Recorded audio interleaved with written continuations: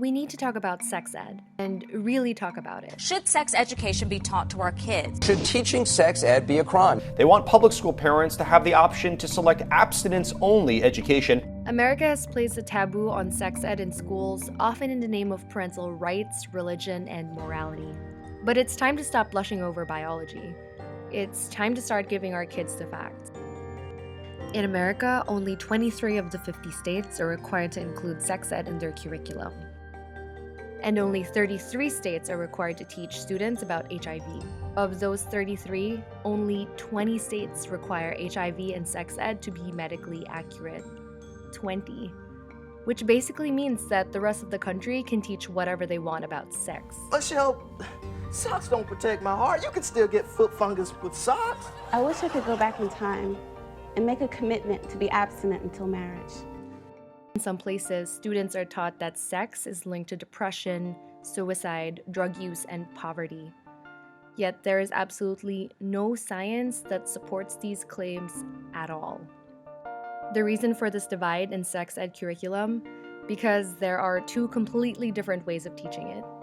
The first method is called sexual risk reduction, or SRR, which teaches students about the benefits of contraception and safe sex as much as it does about abstinence. On the other end of the spectrum is the SRA, or sexual risk avoidance, which, yup, you guessed it, focuses primarily on abstinence.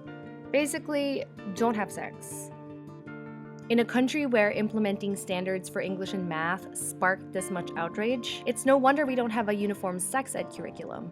In 2015, Congress gave a whopping $25 million to states that taught the abstinence-based curriculum, while President Obama cut $10 million of funding for abstinence-only education, which is how we came to this divide. This means that the accuracy of sex education received by your average American teenager depends largely on where they live. Let's take Mississippi, where the teen birth rate is nearly double the national rate.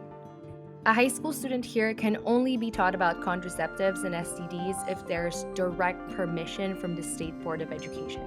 Meanwhile, a student in California will learn sex ed based on a medically accurate curriculum and attend classes on affirmative consent. It's the first ever state to require these classes, with lessons explaining that someone who is drunk or asleep cannot give consent to sex.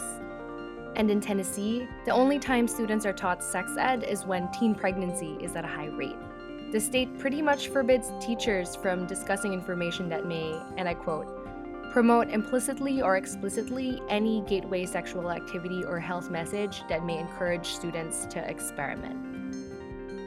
Even if studies show that comprehensive sex ed that covers both abstinence and contraception helps delay sex among teens and increases the use of protection, it also found that students who went through abstinence-only curricula are less likely to use protection when they do have sex, which then increases their risk of sexually transmitted diseases.